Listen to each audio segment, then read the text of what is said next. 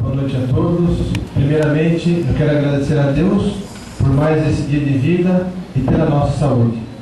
Senhor presidente, senhor prefeito, mesa diretora, ex-prefeita Dona Cida, vice-prefeito Roberto, ao presidente da Câmara de Itapecerica, aos vereadores também daquela casa, senhor Ostil Rodrigues, senhor Estércio Machado, dona Verônica, aos notarianos, aos secretários da Prefeitura, aos internautas, ao André Romberg da Folha BR, ao Bruno do Jornal Teia, ao Guto do Agora é Sério, aos professores da rede municipal, estadual também, aos funcionários da Prefeitura, aos secretários e também aos funcionários dessa casa.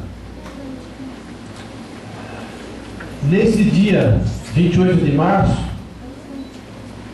de 2013, Juquitiba comemora 48 anos de emancipação política administrativa.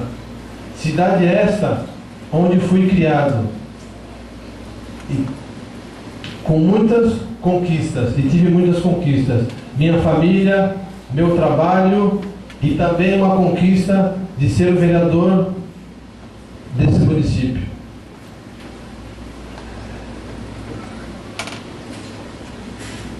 Pretendo também com essa administração fazer um bom trabalho juntos. Quero parabenizar o prefeito por esses trabalhos realizados e, se Deus assim permitir, nos próximos anos estaremos realizando grandes obras para o nosso município.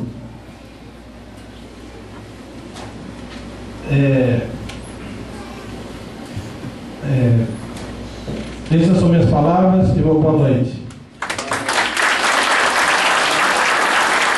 Convido o vereador William Soares Rodrigues para fazer o uso da tribuna.